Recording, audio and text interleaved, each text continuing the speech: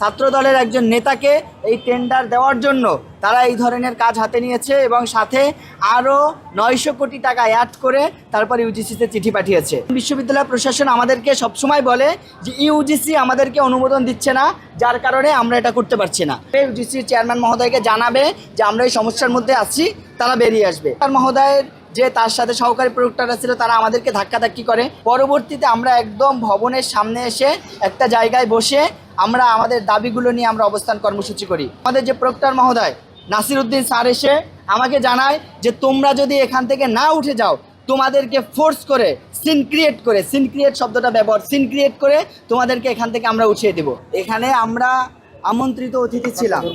আমি ভিতরে বসার পরে আমি ভিতর থেকে জানতে পারি যে আমাদের যোগসুর কয়েকজন সদস্য এবং আমাদের বিশ্ববিদ্যালয়ের আরও কয়েকজন শিক্ষার্থী তারা কয়েকটি দাবি সম্বলিত কয়েকটা প্লেকার্ড নিয়ে ভিতরে ঢুকতে চাইছে, কিন্তু প্রক্টোরিয়াল টিম তাদেরকে ঢুকতে দিচ্ছে না। এই অবস্থায় যেহেতু আমার শিক্ষার্থীরা এখানে আছে, আমি বাইরে বেরিয়ে আসি। আসার পরে দেখছি যে শিক্ষার্থীদের মোটা দাগে 3টা দাবি নিয়ে তারা এখানে প্ল্যাকার্ড নিয়ে এখানে ঢোকার জন্য চেষ্টা করছে। প্রথম দাবি, আমাদের বিশ্ববিদ্যালয় আপনারা জানেন, আপনারা সবাই আমাদেরকে সহযোগিতা করেছেন।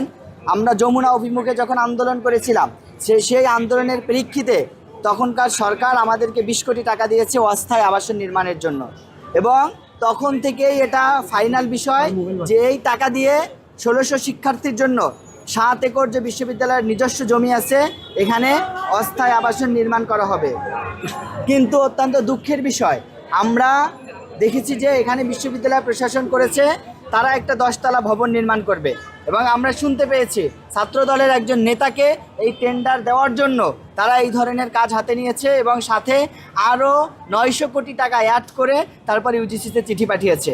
এখানে শিক্ষার্থীদের দাবি স্পষ্ট, সেই 900 কোটি টাকা কবে আসবে কোনো নিশ্চয়তা নেই, এবং এই আবাসন কবে নির্মাণ শুরু হবে কবে শেষ হবে তাও প্রশাসন নিশ্চিত করেনি। এমনকি কতজন শিক্ষার্থী সেখানে থাকতে পারবে তাও নিশ্চিত না।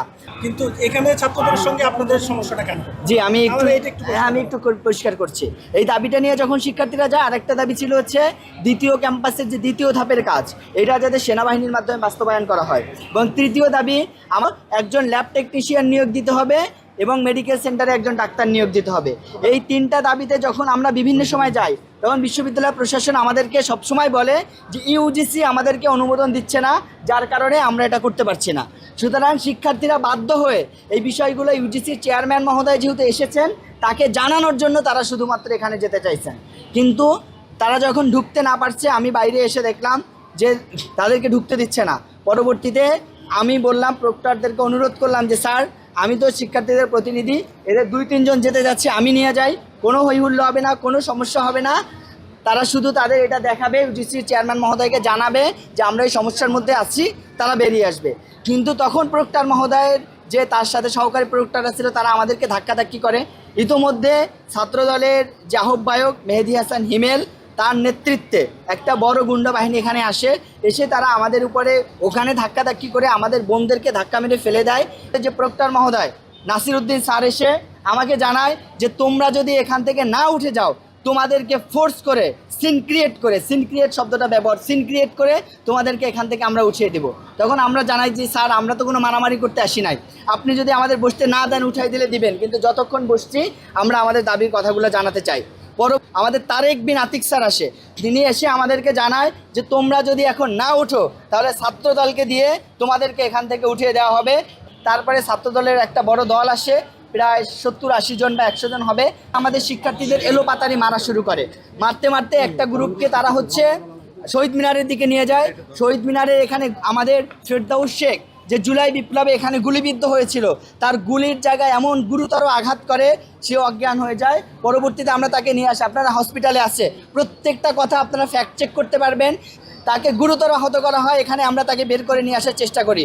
কয়েকজন আমাকে ধরে ফেলে এবং পিছন থেকে মুহুর্মুহু আমার মেরুদণ্ডে এবং মাথার এখানে কিল, ঘুষি এবং তারা লাথি দিতে থাকে একাঘারে।